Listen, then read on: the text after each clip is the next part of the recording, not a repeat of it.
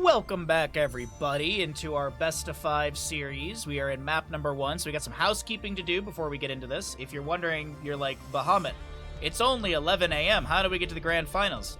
Maps happened, people lost, people won. Boom, done. Next, the bands. The band for... Sorry, I have to double check because it doesn't say the team names, it just says the player. There we go. So the dudes banned out the Garden of Terror.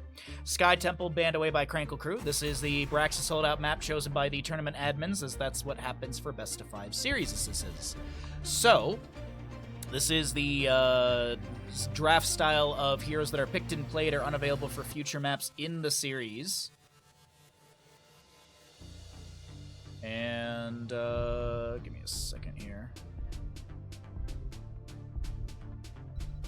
Oh, interesting. Anyways, so we'll have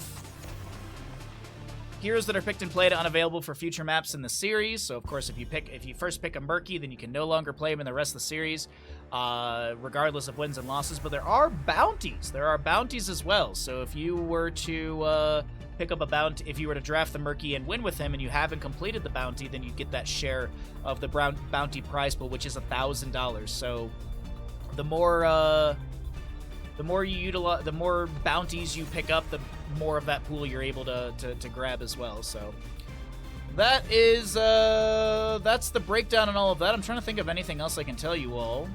Don't think so. No, there's no pre-banned heroes. So from my understanding, there's no pre-banned heroes for this event.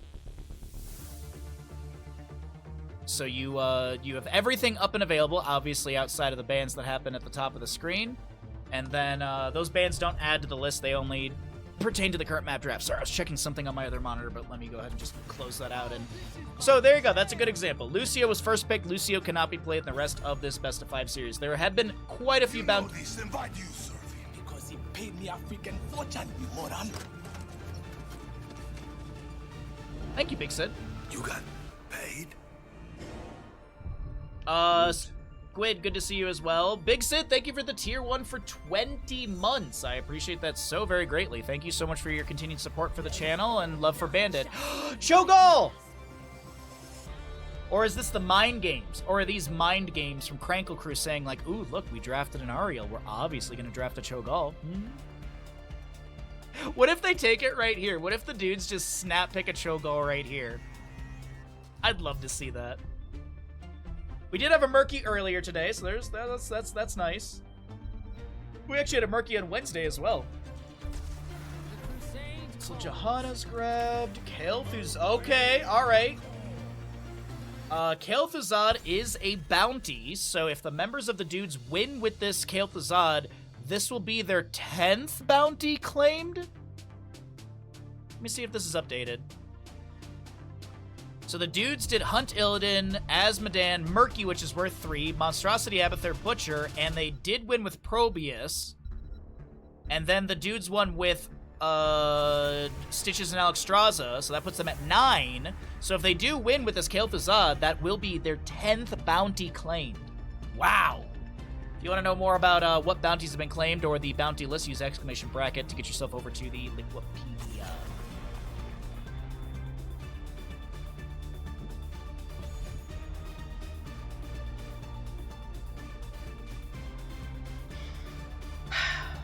The Cho'Gall ban. It hurts my soul. It hurts my soul. Though, were Krankle really looking for the Cho'Gall here? Were they really? Or was that all a bait the entire time to eat out a ban slot. Eat a ban slot from the enemy team. There we go. Ariel, Vala, Uther. There could be a potential for triple healer comp. Let me look here really quickly. Was he triple healer done by Krankle? Krankle Crew's actually done triple healer, so I doubt they go for it. They're gonna need a solo laner. I think they just pick up something in the solo lane like Rexxar, and then they have Ariel, Maiev, Vala, Uther in the bottom lane together. Who bans Cho? Absolute amateur hour, I agree. Cho'Gall hard counters Kael'Thuzad, obviously. Oh, is that it? Oh, today I learned. Thank you, Stark. It's news to me. Thank you, bud. Rexxar is grabbed. Okay. What if they grab a Kira and they counter Rexxar with Kira? That is something that people have done, but that makes your composition very squishy. I mean, you are double healer. Are they gonna try it? I will not be denied. Maybe it's a 2-3? Maybe they run like Ariel, Gul'dan together, Maiev, Vala, Uther together? Maybe they do something like that? I don't know. This is gonna be... I don't know about this draft from Krankle Krew, but they have surprised me in the past. So let's see what happens, everybody. Let's get a Twitch prediction going and getting to map 1 of our grand final series here in Murky Cup Qualifier number 4.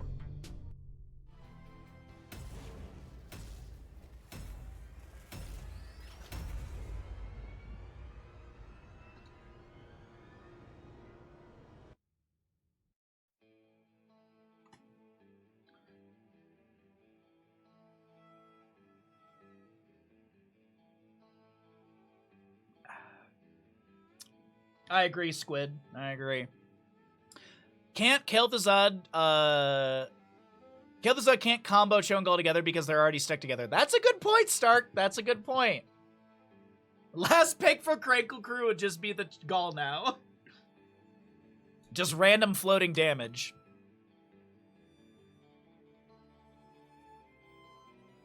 So, our Twitch predictions up and available. If you'd like to put some channel points on the line, let's get into it. Map number 1 of this best of 5. And on the right-hand side, it's going to be Krankle Krew with Marl Karks on Vala, Krankle, Ariel, Cure, Maiev. We have a Deviant Uther, and down in the bottom lane, Porky Gul'dan. Fellflame, by the way. Top left of the map, it is the dudes. We have a Misha, played by Misha. Ixer on the Rexar. Just gonna go Bird of Prey level 1. Banana, Lucio, Gia on Falstead. We've got a Gaff with Kel'Thuzad, and Blood is your Johanna. Alright, here we go.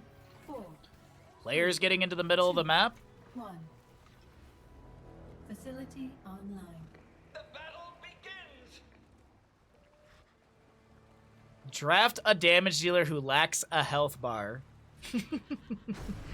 Gul'dan with a little dance in front of the fort front gate. Kel'Thuzad trying to throw some chains out. We do have Q build Falstead, which is going to work out great with this Kel'Thuzad at level 7 with the Boomerang for the -15 spell armor. It is going to be a 2-3, as I mentioned in the draft, so we're going to be seeing a little bit different, though. Vala, Ariel top. Meanwhile, Gul'dan, Maiev, and Uther in bottom lane. And Pursuit of Flame, as I mentioned, level 1 for our Gul'dan. Kel'Thuzad, he's got his Plague Lands, I think is that one. Yeah, the Plague Lands, level 1. Vala with Creed of the Hunter. We have Nice Memento, Silver Touch Uther, Accelerando Lucio, Shield Glare, Blinded by the Light for Johanna. So nothing crazy to note. Searing Light for Ariel, pretty much the standard level 1. Oh, my bad. Sorry, Falstead apparently flies into top lane, takes down the Ariel. Main tank Ariel. But, yeah, that's not going to work out too well. 21 stacks for the Vala. She's picking up some good stackage early on, but on the opposing side, Falstead, Lucio, Rexar, Misha, and top lane are going to siege in and get some damage onto the fort front gate. Looking for those regeneration glows for a little extra mana and health. Down over in bottom lane, right side camp was grabbed. Porky looking just to heal up off the wave a little bit with that Drain Life. Objective phase up and available. One of the earlier timings for Heroes of Storm objective phasings. And Johanna already steps onto the point for the side of the dudes. Big Condemn coming in, no level 4. That's Ariel going down again in top lane. Iron Skin activated. And Johanna gets away. That is really unfortunate to lose your Ariel twice in this top lane engagement. But of course, it's a best of 5. There's at least 3 maps we're going to be seeing here.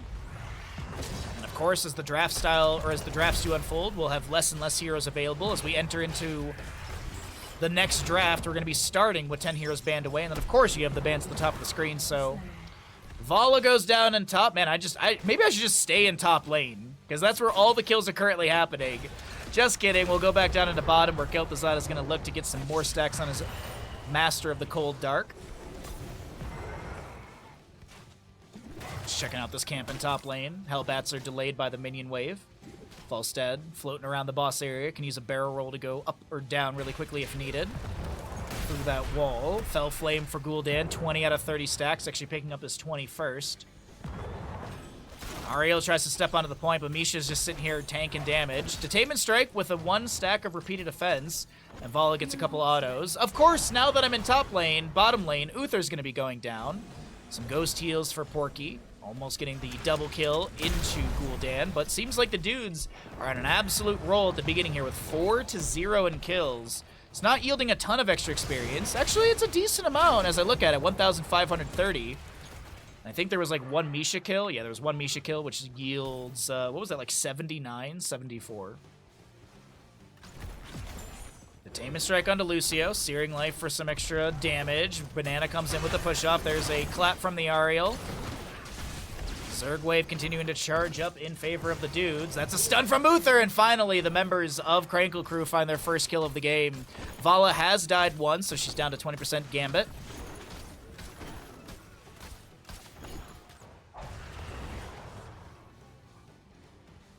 Uther stepping up onto the point, or stepping over to the point. Beacon back into top lane. All is looking fine for Krankle Krew in this map number 1. Or all is fine looking for the dudes in this map number 1. Krankle Krew, though, is going to get some siege damage into the top lane fort, taking down that entire gate. This Rexar and Misha actually going to switch into bottom lane. That Jahan almost going down. Chains. Misha charged through. Push off from Lucio. Gul'dan tries to drain, but he gets immediately interrupted by that sound wave. And Porky, Banana wants this kill, and so does Gav. They will be able to find it. Some tower shots onto Banana here. I think he was looking to maybe like push off through the enemies and get away, but he's just going to hearth out on the right-hand side. Uther should be able to discover him in time.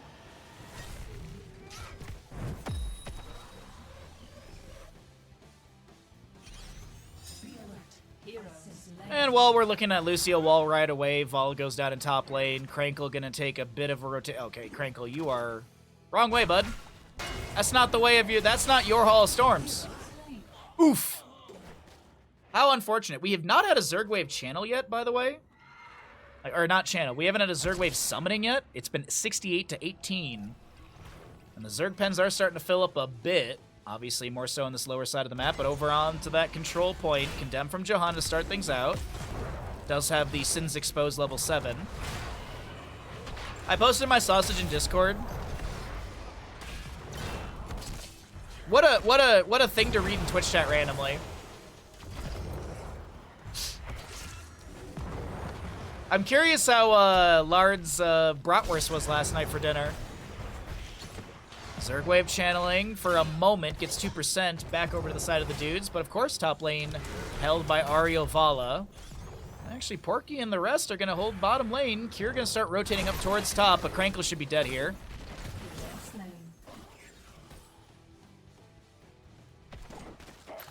I wasn't sure if it was sausage or dice spam. Damn! Damn! Oof. Your brats were super good. Nice. Volstad flies to bottom. We'll be able to get the kill onto Uther. And the Zerg channel starts back up over to the side of the dudes. I haven't tried bratwurst in the air fryer. That's like the one thing that I definitely always grill on the top rack.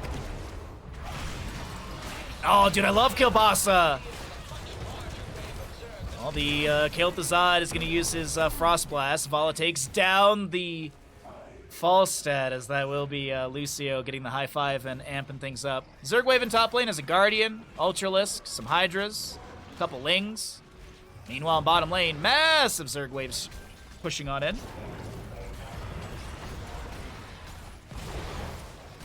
Gonna try and confirm the fort, but there is a camp grabbed. When it comes to heroics, Frost Blast, Boars, Gust, Bless Shield, and High Five. Rain of Vengeance, Horrify, Containment Disc, Divine Shield, and Crystal Aegis. Alright, those will be your heroics. Zerg Wave in bottom cleared away, gets about 50% of the fort. This Bruiser Camp was grabbed, and Krankle Krew looking to push this in.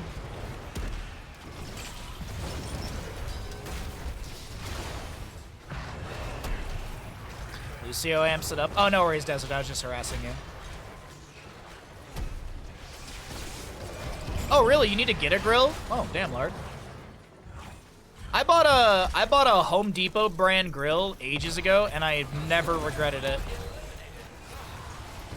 Gust from Falstad. Nicely done. Oh, that's unfortunate. Oh, Kier, what is this rotation, bud? Okay, Kier gets a containment disc, slowed by the Frost Nova of Kel'Thuzad, but a big hammering from Falstad. Spell armor debuff, big charge from Misha. And Kier not taken down. I thought he would be. Unfortunately, well, I guess fortunately for him, he will be able to back away safely. Some fell flames being thrown in. God dang, we got a windy day outside. I just took a peek and there was a bunch of stuff falling off the trees. Umbra pulls the Johanna back in. They take down Misha. Ariel coming through, gets with the hat onto Vala immediately, and now Lot is taken out by Gul'dan's damage over time and fell flames. That is Lucio picked off as well. A huge moment for Krankle Krew as they land the containment disc onto Kel'Thuzad. He's got 22 stacks of Master of the Cold Dark, and he's guaranteed dead here. Okay. Yeah, Kier getting away with a little bit of HP. They turn the fight around, and Krankle Krew, who's looking wobbly at the beginning, takes down the first structure of the map. Can they make it a double structure? Or are they going to go Archangel, maybe? Nah, death timers are relatively low. They'll rotate 2 to top lane. They'll steal away the camp on the bottom left of our minimap. Indeed, Hellbats.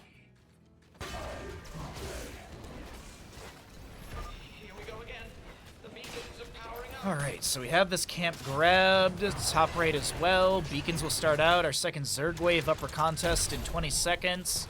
Oof!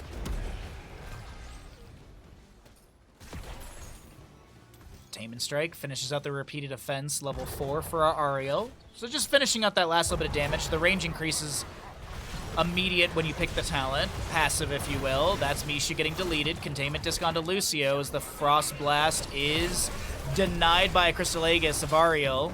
Has a full bar of healing for some allies around. Condemned from Johanna. No sub done for her. Horrified from Gul'dan. Goes fishing. But ends up pushing a lot of the enemies away. Rain of Vengeance from Vala trying to create some space, but she's pulled back in by the Condemn of Johanna. Hugging the high side of that wall so the chains don't pull. Divine Shield from Uther. Gust flank from Falstad. And Vala plays a bit too aggressive right there. Stepping up into the Rexar and does get taken down. A charge from Misha onto Deviant. Answers back with a stun. Falstad barrel rolls in with a nice hammering, 65 stacks. On that as Kel'Thuzad's Master of the Cold Dark is finished out. Uh-oh, a charge from Misha onto Porky, but Misha will be tanking too many tower shots and will be picked off as well. Frost Blast onto Porky. Hammering is a nice burst, and Kel'Thuzad gets the last hit. Meanwhile, though, they're still running a gaff as the Umbral Bind is cleansed away by the high five of Lucio. Gust is not available for 20 more seconds, and the boar is activated by Ixer.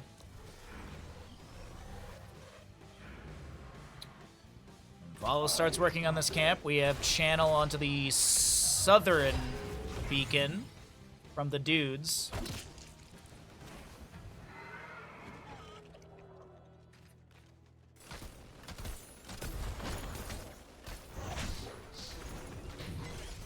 Kel'Thuzad's damage increase from levels is like half the rate of other heroes. Huh?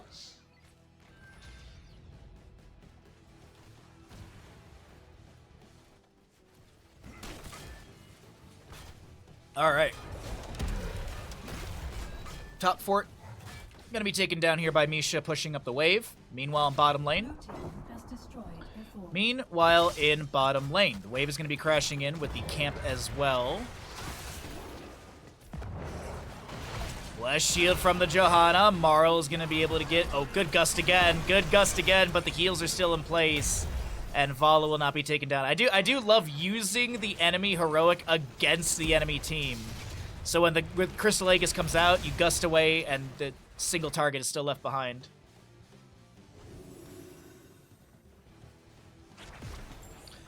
Detainment Strike. On to Misha. Push off from Lucio. Does have the heavy caster level 13, but didn't land the push off stun. Zerg channel 16% to 4%. Krankle Krew a little bit behind.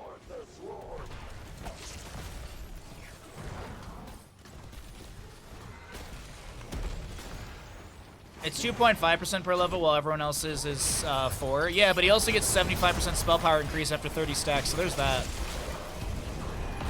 Frost Blast onto this Gul'dan. We have a push off from Lucio coming in. Johanna's getting a little bit low. They're going to trade Uther for Johanna. No level 20, no redemption. Gaff low. Kel'Thuzad's picked off as well. Cure. He's going to get a nice chunky heal from the Ariel, and Misha does get taken down. It's a 2.25 for one. And Vala, with the hat on, looks to go for Archangel Boss.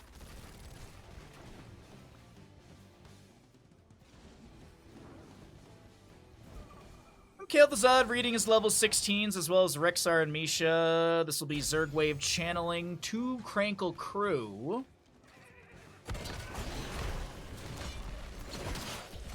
Containment Disc attempted. Cure is Giga... Oh, wait, Crystal Aegis. Containment Strike. Cure's fine. Umbral Bind. They take down the Misha. They grab... Oh, they actually didn't grab the Archangel. I think they started it, but then they decided better of it. Vala looking to jump onto this point when Gia has a couple midway channel. 74 stacks for our Falstad as the Umbral Bind pulls people around. But I think a high five from Lucio denied that actual pull. Alright. Camp in top lane. Zerg Pen. Ultralisk and a Baneling, as well as some Lings, but bottom lane is huge. Frost Blast onto Ariel. Detainment Strike pushes Johanna away. Chains onto the Glacial Spike. Divine Shield from Uther as he rotates in from top lane. And no kill onto Ariel. Okay.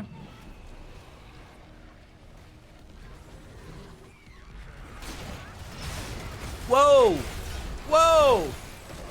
Ariel gets absolutely deleted right there. From Johanna, or at least Johanna's last little bit of damage. I got it. What was, like, there was something that chunked Ariel, like, an insane amount. Oh, wait. Falstad fly again. Looking for the gust onto Deviant. The boar gets unleashed as well. And Uther is going to be going down.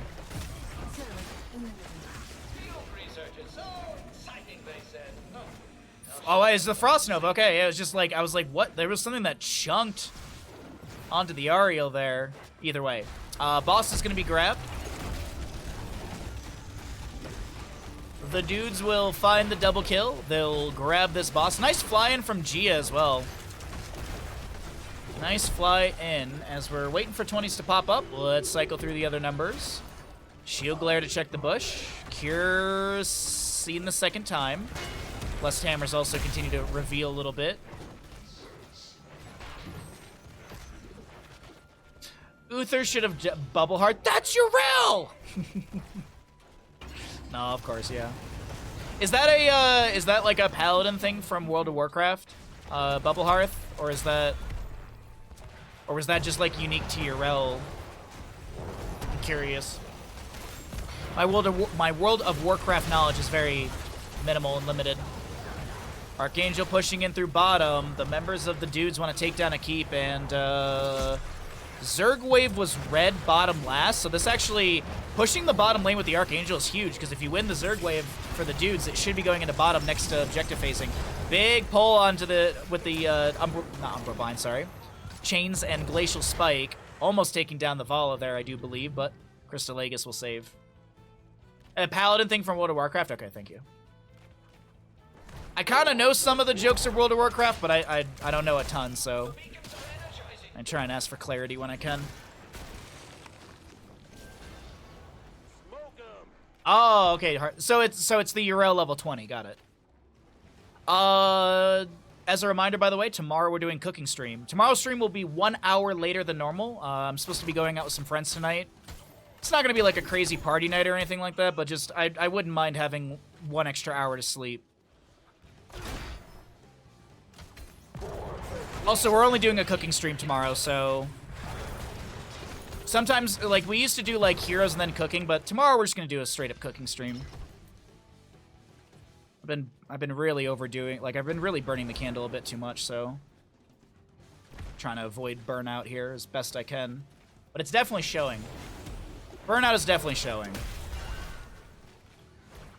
Our 20 talents here on the left-hand side, 15 to 11 in kills, 3/4 of a level to go for 20 for Krankle Krew. As our Zerg wave is up, and as I mentioned, that the Zerg pennant bottom is going to be filling up for our blue squad. So if they win this, it's going to be on to an exposed keep in bottom. On the opposing side, top lane keep is looking okay-ish as Falstad floats on up here to clear out the Hellbat.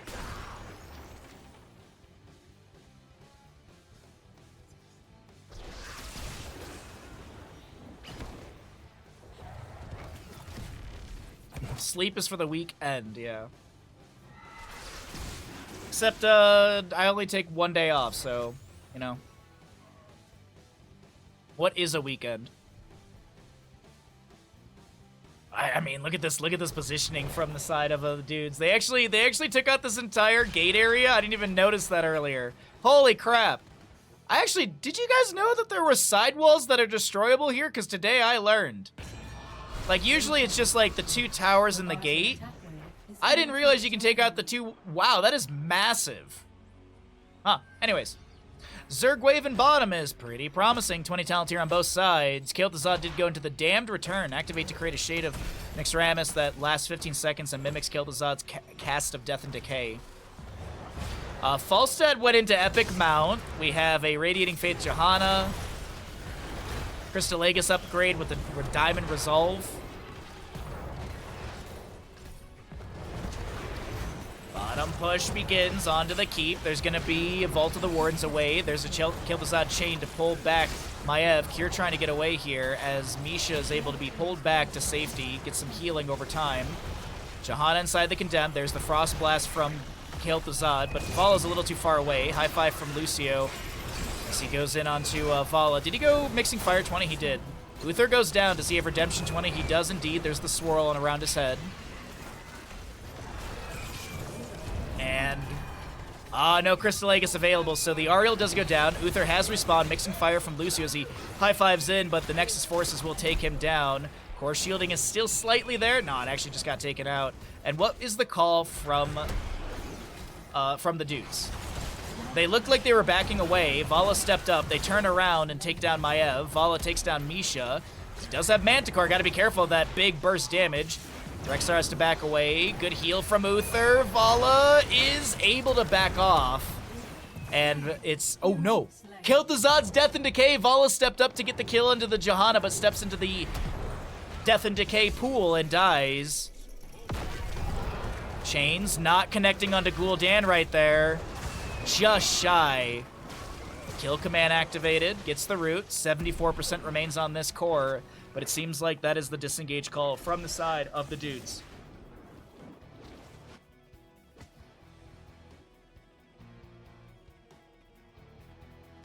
Like the Uther upgrade armor. Oh yeah, the devotion upgrade at level 20. It's what's the name of it? Divine Protection. This one, increased devotion armor 250 and its duration by 0.5 seconds. I like that Brax's holdout is just constant guitar solos. Well, sort of, but anyways. So Johanna respawning here in a second. Lucio wall riding around and just hanging out with some allies. Bottom lane wave going to be crashing in near the core. Keep is already down. Archangel has been started.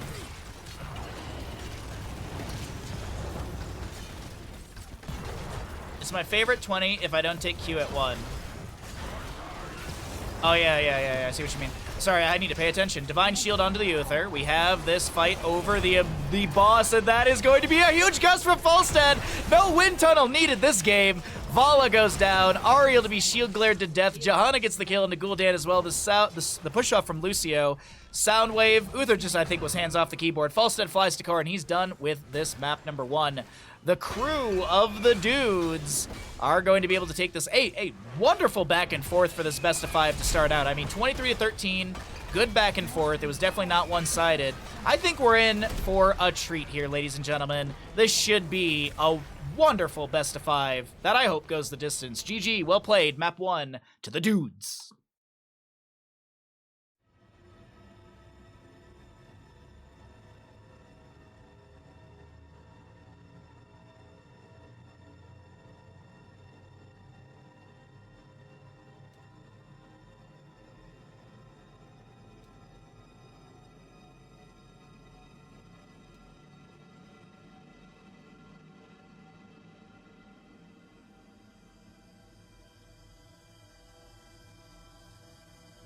Who got paid out?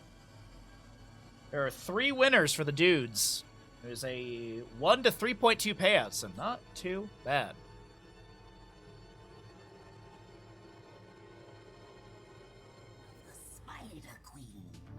Welcome back, ladies and gentlemen, into our Best of 3 series. Best of 5 series, sorry. We have the members of the dudes on the left-hand side up in this Best of 5.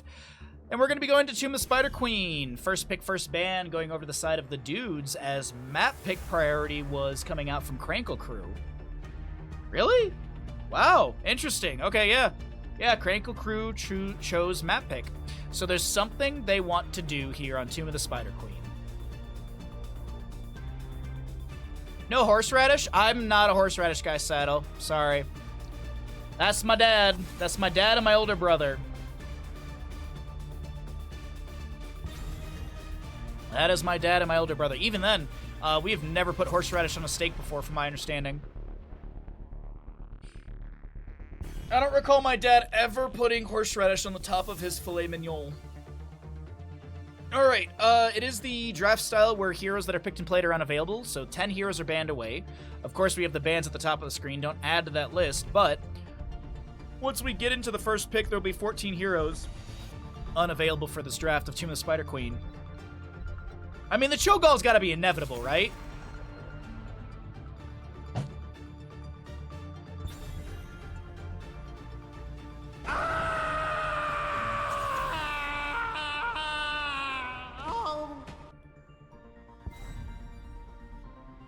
Alright, well, no Cho'Gall this game. No Cho'Gall this game. Wonderful. Good. It's just exactly what I wanted. You know what? That just means we'll get him later in the series. That's what that means. It just means we'll get him later on. Tremble before me. I'm a weird one. I prefer ketchup over barbecue sauce on steaks. I don't put either of those on my steak. I will put a bit of butter once it comes off the grill while it's resting. I'll put a bit of butter on it, or even on the grill, actually, before I take it off. And then let it rest, and some good potatoes on the side, and that's it. Maybe a salad. Depends if my family's around. If my family's around, always salad. If not, skip the salad, more potatoes. All right, let's talk about the draft here, as I am very upset about the Cho'Gall ban. We have Garrosh Cho banned away, Blaze Junkrat banned away, Diablo was first picked on the left-hand side, Hanzo Hager on the right. If I'm not mistaken, that was the 10th bounty claimed by the dudes, as they did win with Cho'Gall. You like A1 sauce? Kel, I don't think I've ever had A1 sauce on a steak. I don't think I've ever had one. Ever had it, because like it was never a thing in my parents' house, and I rarely ever go to restaurants to get steaks because, and I know some of you are going to be upset about this, and some of you will be upset tomorrow. I don't like medium rare steaks. I prefer my steaks with very little to no pink, but that's because I have digestive issues. Oh, but Bahamut, you're a picky eater. Yes, I'm picky because I don't want to feel like throwing up for the rest of the day, or feeling like I'm going to poop my pants. Yes. But I've never had A1 sauce. If I've ever gotten a steak, usually it's just potatoes on the side. Come by tomorrow, chat. Come by tomorrow, and you can all complain about how I cook a steak. It's good on burgers, too. I've never had it on a burger. What is A1 sauce? Is it like sweet, sour, tangy? What is it? Chromie banned away. We're very much on the food train right now. I'm getting quite hungry. Let's see, Diablo, Leoric, Ana. Okay, so basically they can flex into whatever 2 range assassins they want on the side of the dudes. Ana leads me to believe that there will be a mage.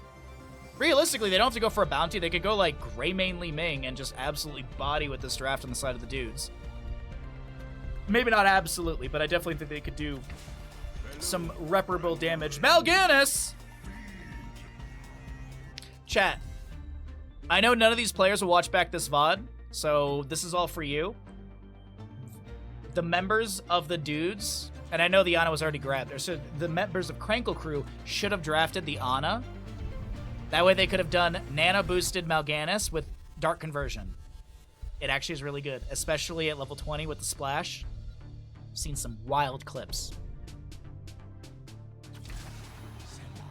It reminds me of the scene in The Ranch talking about A1 steak sauce on steaks. What's up, Zoran? I don't know what that is.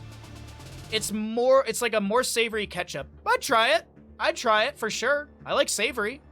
Kale Foss Greymane, Convection Kale Foss maybe? This could be Convection Kale Foss.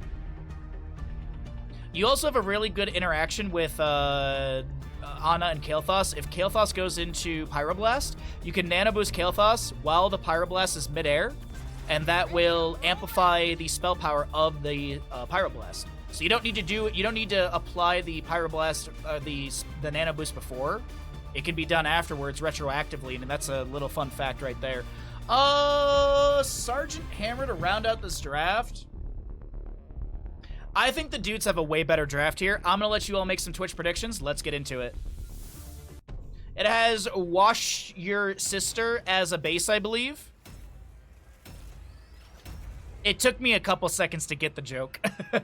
I was like, I don't have a sister. Oh, right. Okay. Yeah, right. Okay. All right. I'm a little thick today, apparently.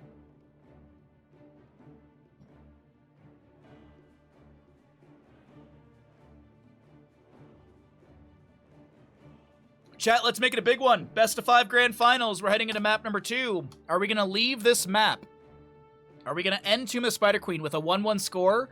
Or is this going to be a 2-0 lead for the side of the dudes? And if they take Convection, this would be the 11th bounty claimed. Kelly, you're too good. You're too nice. And thanks again for the... Honestly, thanks again for the blanket.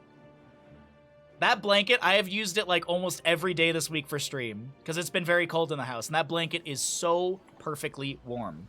Like, not too warm where you're sweating, but not too thin where you're like, oh, I need like a little more, like a sweater or something. On the right side, Krankle Krew down in this best of 5 series grand finals. We've got a Cure Sergeant Hammer, Porky on the Hogger, Deviant playing your Malfurion, a Krankle Mal'Ganis, and Marl Karks with your hand soap. Convection Kael'thas, by the way. He's stacking the Vecchies.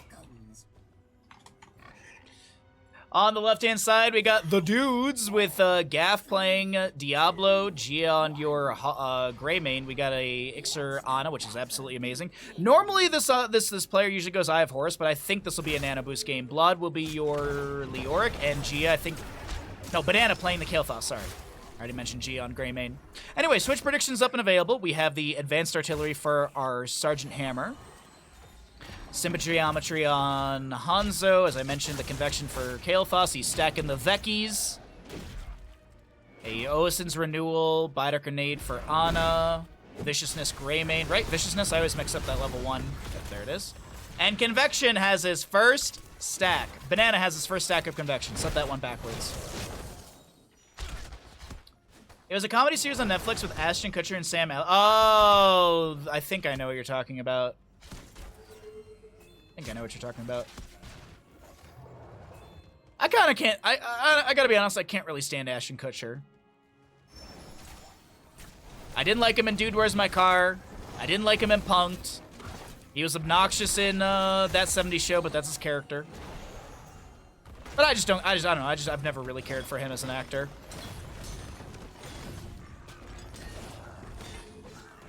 I can never enjoy getting Convection. I'm always out of mana if I don't take the mana level 1. Well, see, here's the thing. If you land every gravity lapse post level 4 with the mana return or whatever, then you'll be fine. Just land every single gravity lapse. Oh, good. Good read there from our Leoric. Sees the enemy team rotating, I think, through the minion wave. Also missing in the double soak rotations. Malfurion, Shadow Charge by Diablo. Slept by Mal'Ganis Night Rush. Gaff on this Diablo taking a heckload of damage. Rooted, and is he booted? Trying to back away towards the mid lane. Mal'Ganis with the Fell Claws get the CC needed, and first blood does go over the side of Krankle Krew. Any Twitch predictors in chat?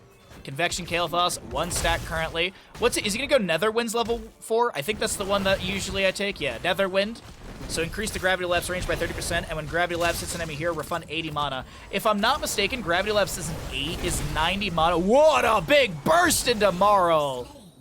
Let's check Kael'thas. I think it's 90 for the Gravity Lapse. Yeah, it is. So you basically get the vast majority of your mana back. Now, if someone wants to do the math for me, by all means, please. I don't know what percentage you get back off of that. It's gotta be like 92%. Alright, so our Leorc soaks bottom. Banana getting a couple gems turned in. 24-16, so they're getting up there. They got about 40 of the 60, or 50. And a few more grabbed in all of that. Diablo with the overpower Shadow Charge into Mal'Ganis. Activates some Fell Claws. Leorc with the Wraith Walk out. And Porky comes back down into bottom lane. 10k to 11k. Nicely done, chat. Nice odds. Good gambles. Thank you for participating. Paralyzing Rage for a Leorc level 4. Increases his skeletal swing from a baseline 40 to 60. No, from baseline 30 to 50. A lot of numbers to remember here. Sorry, everybody. Yeah, baseline... Oh, no, it is 40, so I was right. Up to 60, yeah. Diablo finds a Shadow Charge onto Mal'Ganis. Sorry, I thought that was Kael'thas for a minute, because their models kind of look similar with the Cyber, but they're obviously opposite teams, so... Just misreading the model there for a moment. Fell Claws into Night Rush. Marl is still working through those simple geometry stacks. Doesn't get the bounce he's looking for there.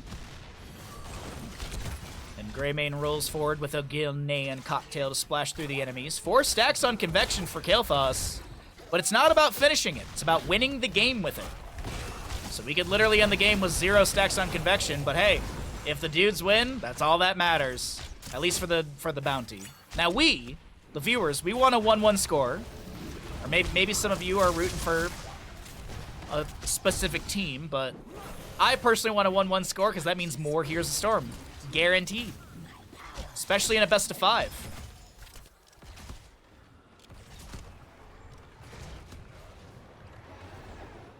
Could you imagine though Bathroom? You coordinate your skin to confuse the enemy.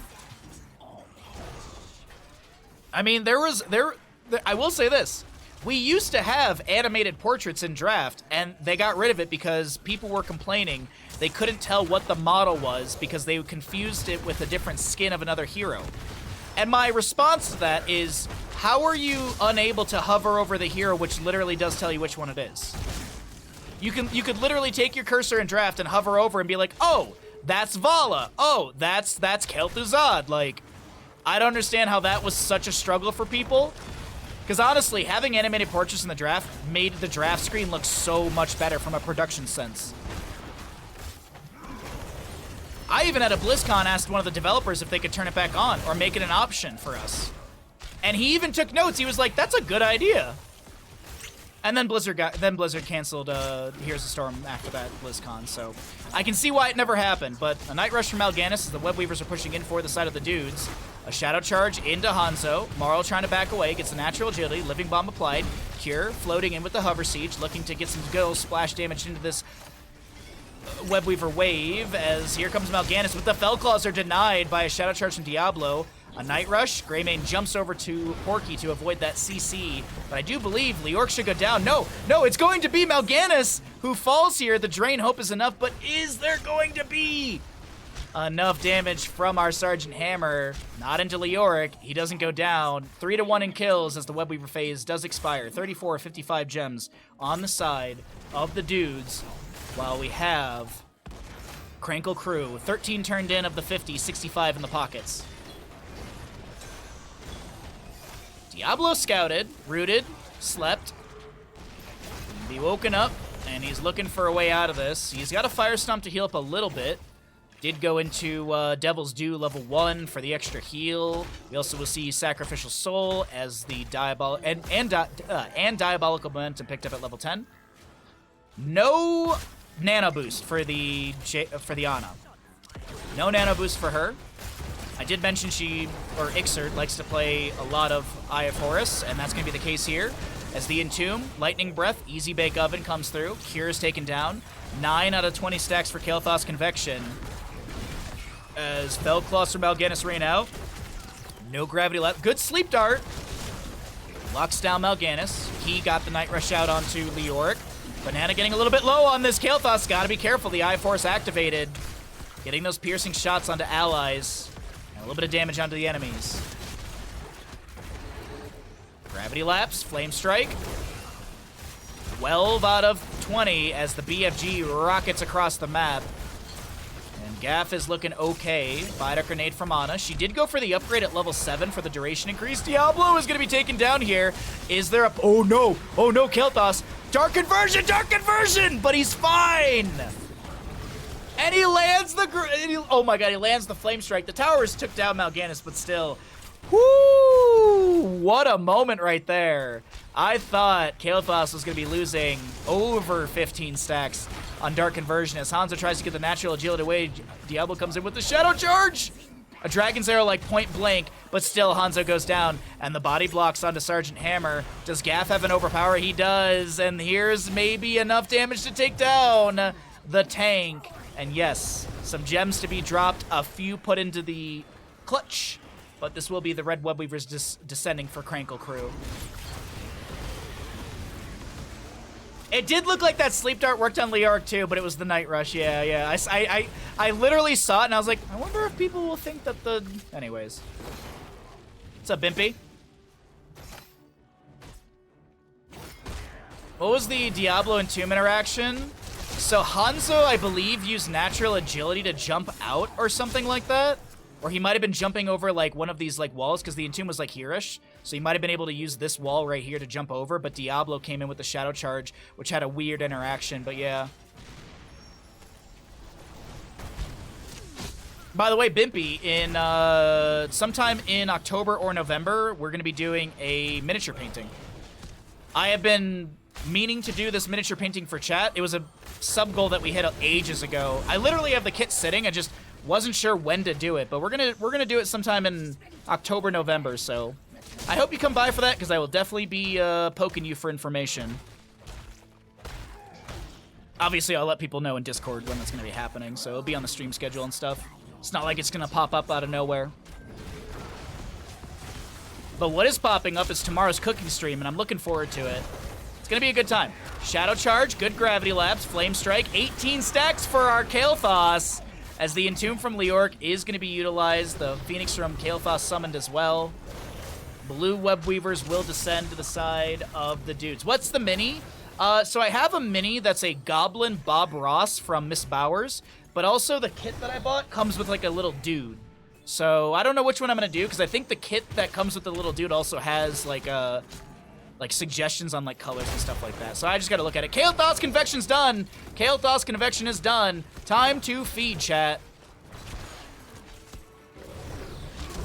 But basically nothing complex, Bimpy. Nothing complex. I want to do something very simple and straightforward. And if we have fun with it, then we'll do something harder in the future. But right now, we'll do something fun, chill, and easy to paint. It's just a D&D kit. I can show you after this game if you remind me, because I'll probably forget. Dark Conversion onto Diablo. No, it's literally a miniature painting kit. My buddy who does miniature painting, I was visiting him and I was like, hey, this is like a $20 kit on Amazon. Is this good? And he goes, if you want to just try it and see if you like it, this is perfect for what you want to do. So, and he's the one person I would definitely trust on miniature painting. Also, he's my buddy, so. Overpower onto Mal'Ganis. 30 seconds on Dark Conversion. Web Weavers have been cleared away. 44 of the 60 gems in the pockets of our dude squad. Kael'thas with the Pyromaniac level 13. Mid fort does go down. Bottom fort has been. Army painter kits? I don't know. It's like branded as D&D. It's literally branded by Dungeons and Dragons. Yeah, it's a good starter kit. It was 20 bucks. It comes with a handful of colors and a brush. And also the little miniature dude that I mentioned.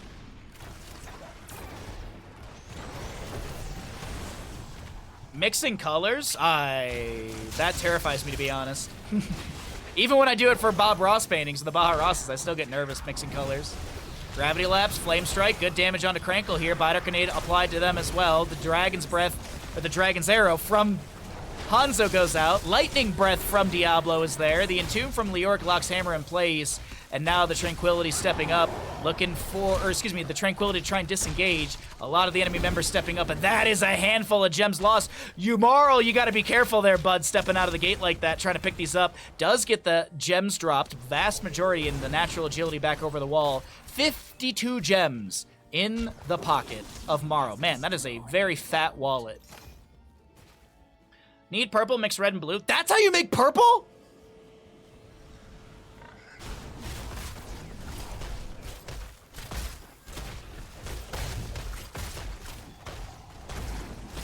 I thought you needed a alizarin crimson. And phthalo blue.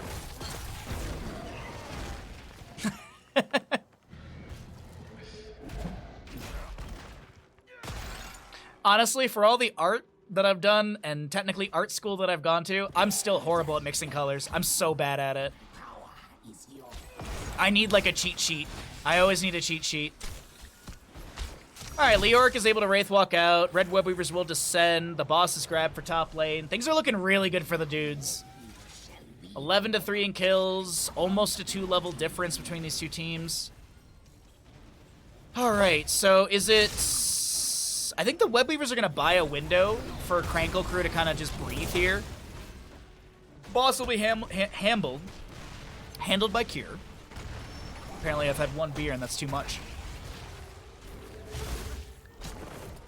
Apparently one beer was just a crazy amount.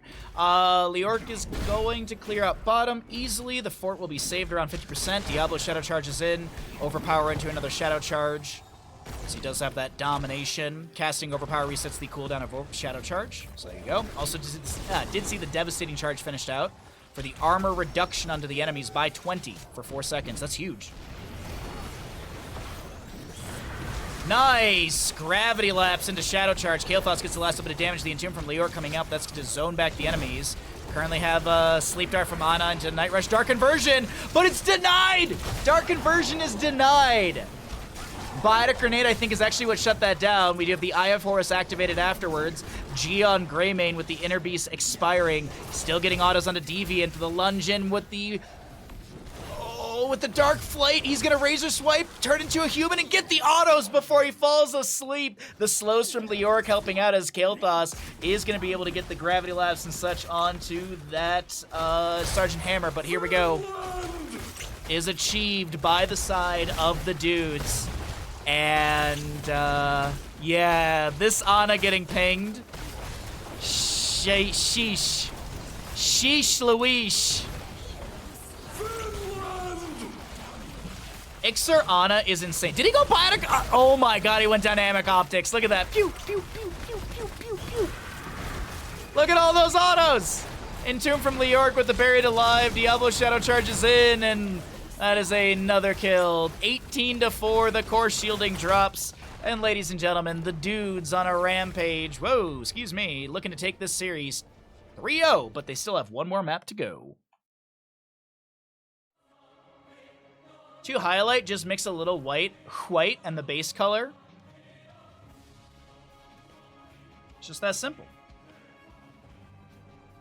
It's just that simple.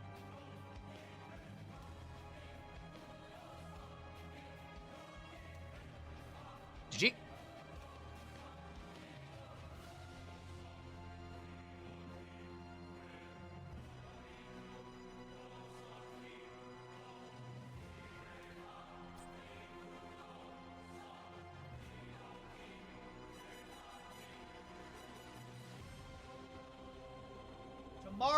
Tomorrow we are just doing the cooking stream, but tomorrow's gonna be a fun cooking stream day.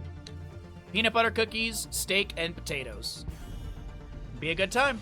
But you know what else is a good time? Maps number 3 in this best of 5 series. We're here with the dudes on the left-hand side in Battlefield of Eternity. This is the map choice of the losing side, Krankle Krew. Krankle Krew have something they want to employ on this map, or at least a strategy that gives first pick over to the side of the dudes.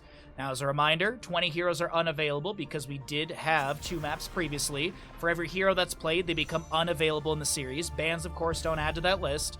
But for this map, as the draft begins, there will be 24 heroes of the 90 unavailable. What does that mean? We're going to have to find out. Garrosh removed. Blaze gotten rid of. Still a lot of really good race heroes on this map. Cassie, I believe, hasn't been played. I don't think Greymane was just played. Rainer's up and available with the new... By the way, Rainer did have changes in the most recent patch. The Execute Order level 20 was changed to prioritize heroes, but the damage was halved. So, by level 20, you're dealing, like 800, 900 damage to heroes with the Yamato cannon shots, as well as the continued damage from Strafe. But of course, that only gets summoned when Rainer dies. It's not like Hyperion now does this. Base Hyperion at level 10 still continues to focus on the structures, with the Yamato cannon and the Strafe just firing whatever is underneath. Ugh. Chromie banned away, Sylvanas as well. First pick Li Ming, okay. Is there a bounty the dudes can go for on this map? We're gonna have to find out. We're gonna have to find out what they want to lean into. We have seen some Zool Jins pop up, like Zool Jins with Lieutenant Morales have been popping up here and there. I don't hate the idea of a Zool Jin for either side, but it's going to be a Murden Urel. So Krankle Krew just looking for a solid front line to begin this draft. They do not want to go into anything else aggressive. By the way, cheers chat, happy Saturday. Little cheers to you for being amazing and being here and watching the games. Thanks for being awesome. I love you all very much. I was about to say, if we get a Chen, do we get a Lili? Chen Lili, no specific talents needed, is a bounty. Now, will they solo heal with a Lili? I doubt it. I feel like you pick up a secondary healer, like a Karazim, so you still have damage and healing, and then you pick up a main tank. Like a Nubarak, actually. Because then you have a dive buddy. And you take a Nubarak, and you have Cocoon. Sorry.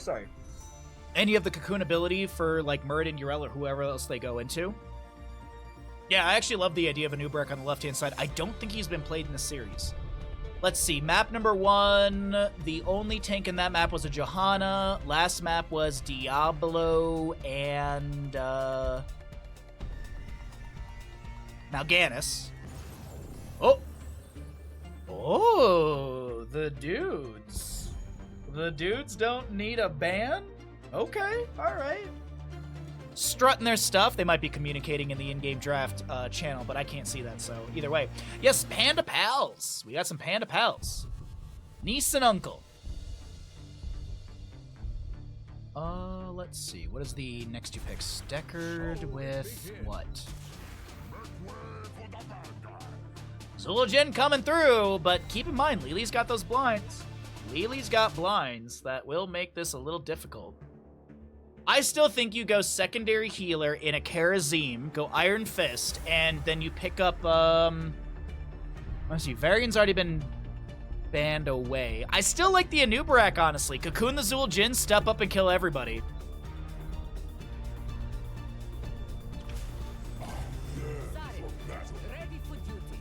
Okay. So they don't get a secondary healer. They do get a support. They can't talk. Is it Chen solo lane Imperious main tank? Probably. Into Urel.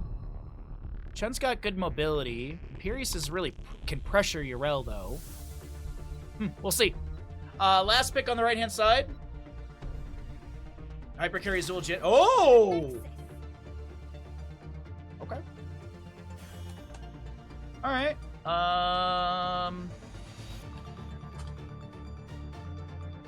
Okay. Let's get into it, everybody. Hopefully it is not the last game of the day. Hopefully it's not, but if it is, we'll see what happens. Let's go ahead and jump into the actual load-in screen, and we'll get ourselves a gamble going here. Sorry, I've been talking for 5 hours 20 straight, and I'm starting to definitely feel the hunger and exhaustion kick in. But that's okay, we're here. Hopefully we get more games. If not, hey, at least we had fun. Cheers, chat. Let's get a gamble going. What's up, Z up? ZD up? Zadup? Either way, one of those is probably right. Get your gambles in. By the way, if you're not following the channel, you can follow the channel. You get yourself a chunk of channel points. which would help us out, and that'd make me happy, because all the gambles need to be done. Right side of the map, down in this best of 5 grand finals, we've got the members of Krankle, Krew, Cure on Urel. We've got a Porky Muradin, Krankle, Orphea, Deviant, Deckard, and Marl with your Zoolish Jin. I tried something there. It didn't work out very well. On the left-hand side, up in this best of 5, looking for a quick 3-0, shut down the series, and shut down Murky Cup Qualifier number 4, Grand Finals. The dudes, Blood on your Chen.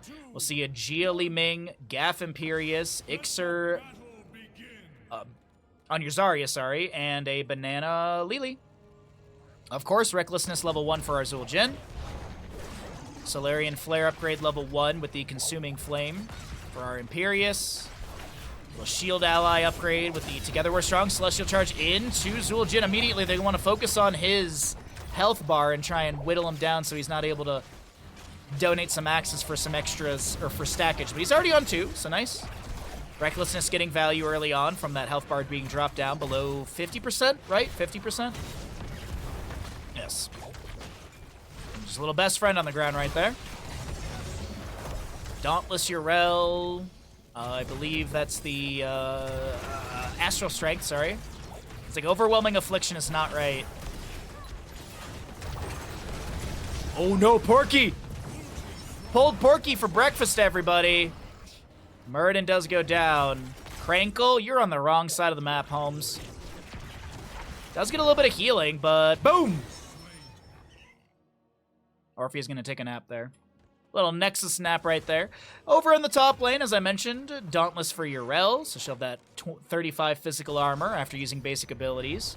We do have Chen with the freshest ingredients, so we should go Flying Kick level 4. There's good synergy with both of those. Thank you, Ash Mantle, you wonderful human. Good to see you. And as a reminder, chat, this could be the final game of the day, so let's make it a big prediction. Let's make it a big one.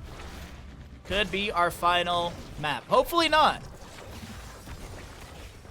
Krankle Krew, they jump up onto Jia, but Deckard and Zul Jin can't step up. Imperius zoning the Orphea away. She's gonna go down again. Ooh, yay. That's 2 kills, 3 kills early on to the dudes. Okay. How's our solo lane going? How are things up here? Not really one way or the other. Stark went all in with 320. Everyone should follow suit with Stark. And all in. Now, you could literally follow Stark's suit and everyone all ins with 320. Orphea's up here. What did he do? What did Porky do? I missed it. What did he do?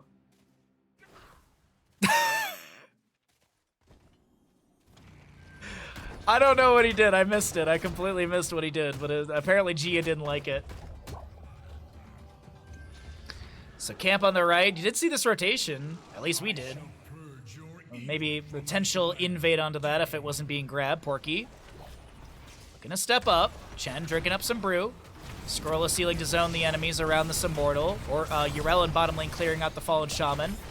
There's 2 camps in top lane, but Chen's not going to be concerned with those as he jumps in looking for Orphea once again. She giga dead. Absolutely dead right there as the Li Ming Arcane Orb comes through. Goodbye, Zul Jin. Woof.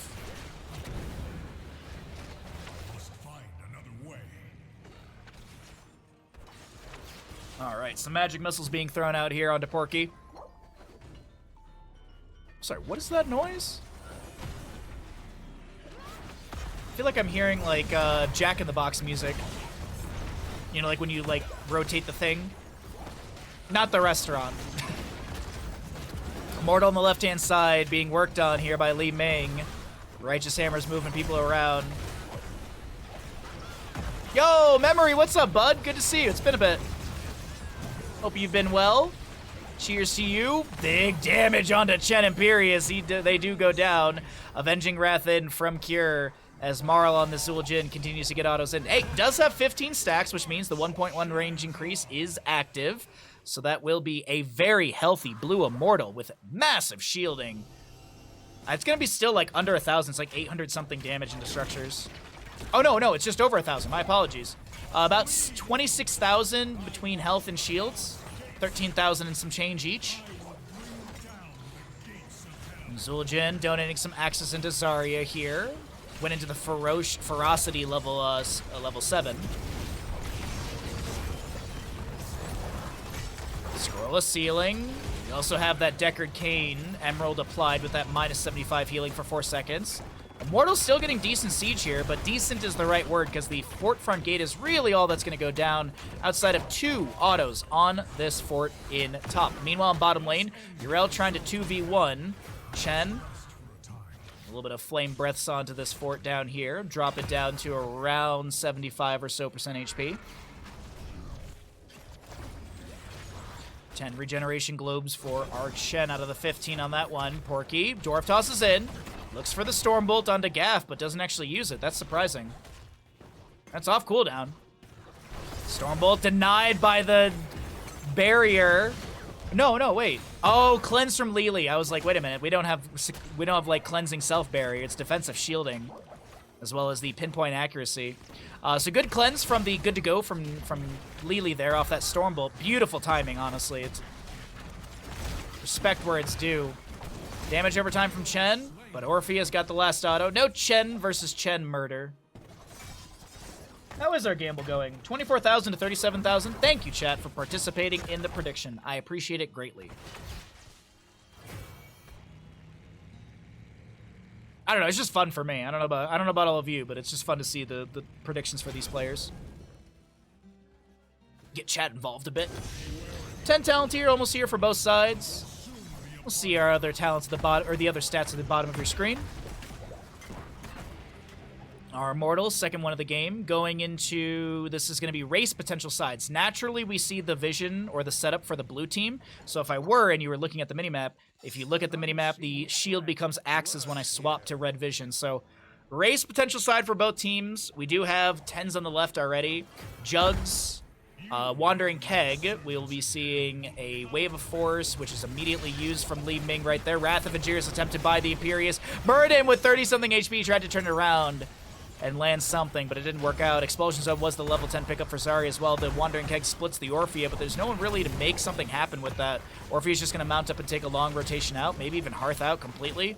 Unsure of where to go, what to do. Krankle is going to take the super long rotation through the corridor into that top lane camp. But meanwhile, Zul'jin is donating a bunch of axes to this Immortal with some potions around. Really like the setup for this for Zul'jin, as he does have his trade active. You can see his health bar diminishing as he autos in. And you can definitely tell that he's a little nervous on that positioning and such, because he didn't want to get the enemy to dive onto him, so he kept kind of playing to the side here. Orphea is not going to grab any sort of camp in top, but she does make the rotation out towards the team. We have Eternal Feast, Tostitos, Stay a While and Listen, Avatar, and our Ardent Defender. Looks like we'll have Bruiser camps traded as the Immortals have gone to defensive sides. Red on the right, blue on the left.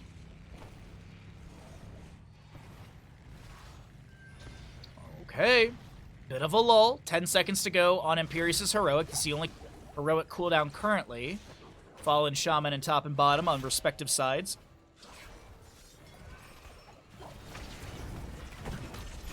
Stormbolt onto Gia. Celestial Charge onto Cure on the top of our screen. Wrath of Aegirus closes the distance but doesn't find the Sky Suplex. As Muradin lands a couple autos into Ixer here. Flying Kick, sorry, into a little Keg Smash. Fallen Shaman at bottom, getting tons of value. Fallen Shaman at top, not as much. Not as much by comparison, but the fort in bottom will be saved. Granted, when the enemy is seen down there, that's kind of the green light for the dudes to step up for the Immortal. Doesn't seem like they're actually able to, though. Celestial Charge attempted onto Porky. Returns a Stormbolt into Gav. Herodric Cube with the Emerald applied. Zul'jin, 9 minutes and 6 seconds in, does have his full 30 stacks. But he can overstack. What he's got now is a 1.1 range increase. Well, he actually already had that. So he's got 6.6 total range, but he has the twin revolve on the cleave. On his W. Stay well and listen under the Zarya. They're going to wait here for a second. Orphea activates the Eternal Feast. The jugs from Lili are activated as well. And Zul'jin runs in, but he can't get the last bit of damage to Zarya. We have Orphea going down. That's a reset for Li Ming. Arcane Orbs finding their way into this Zul'jin, but he does not fall. Doesn't even use Tastingo. Actually, I think it just came off a cooldown a second ago when I looked up. Cure. Ardent Defender activation. Good Celestial Charge into the Zul'jin. Wrath of Angiris takes Muradin. He's dead. No! Oh, I thought he was going to die on impact, but either way, he still is dead, actually. Yrel giving a reset over to Li Ming, and this is going to be the Immortal phase going over to the side of the dudes, meaning it is going to be going into top lane since the bottom lane fort is down to about 25%, and the top lane fort is around 90% HP. Alrighty, okay, man, oh man, here we go.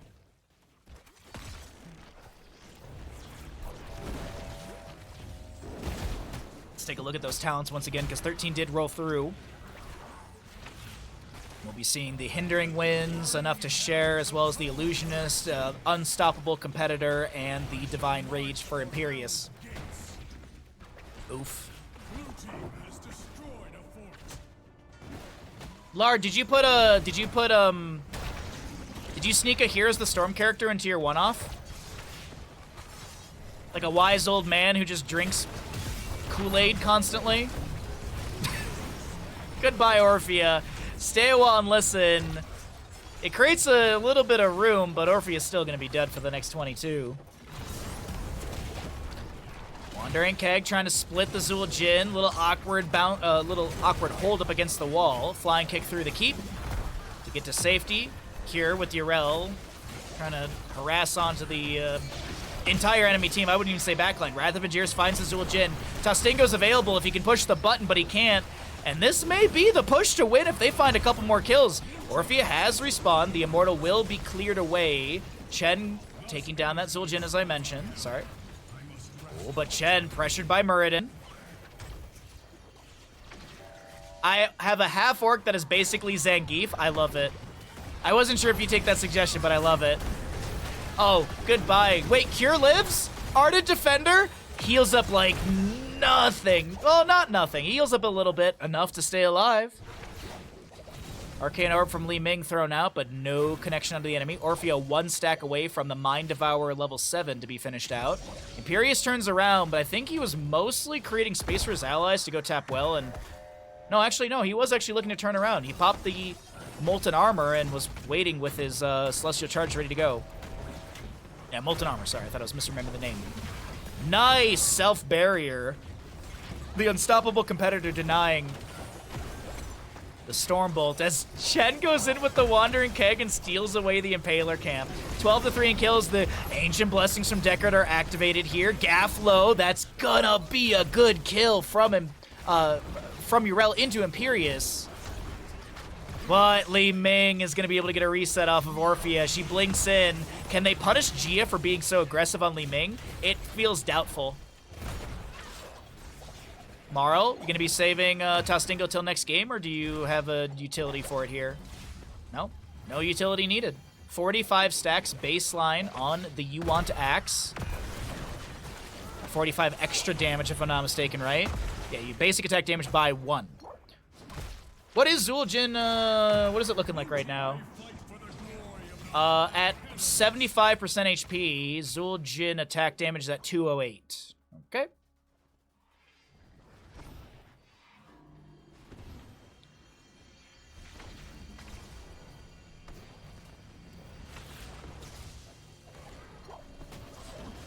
Little, Twin Cleave activated. No Arcanite Axes at level 7, as I mentioned, that Ferocity. A level to go for 16 talent here on the right. And Li Ming is just poking in with Magic Missiles and Arcane Orbs. No Seeker level 7. As I mentioned, did go Calamity. But does have the Mirror Ball level 16. Stormbolt attempted, but no connection onto that Imperius. The Scroll of Sealing from Deckard Cain.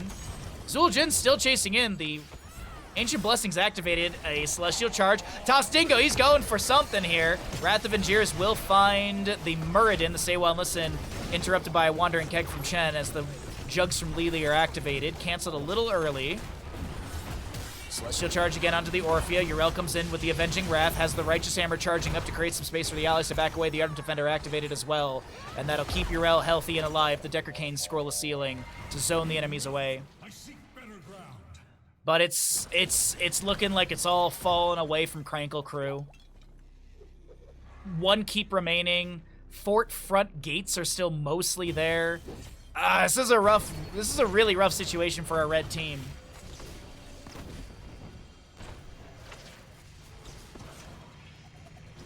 They really gotta find something here. Half a level to go for 16s.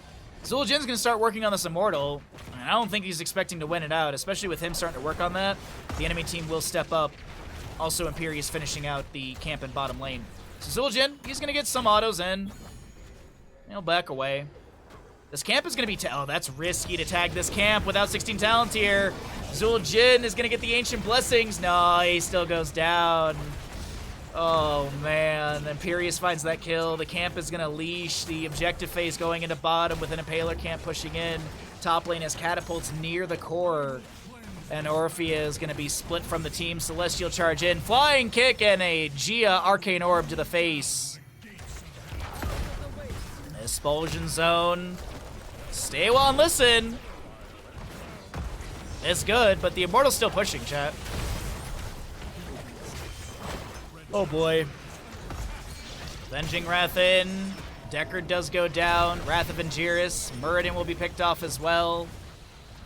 Yikes. Yikes forever, chat. As we do get a 3-0 victory for the dudes in map number 3 of this best of 5 grand finals here in Murky Cup qualifier number 4. As a reminder, the next qualifier is going to be on Wednesday and Saturday of this upcoming week, but until then, GG well played. The dudes take this qualifier for first.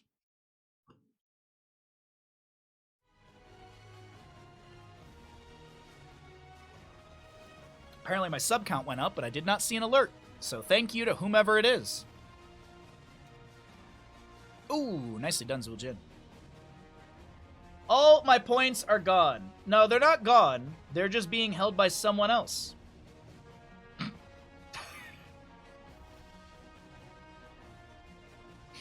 They're not gone. It's just someone else's property now.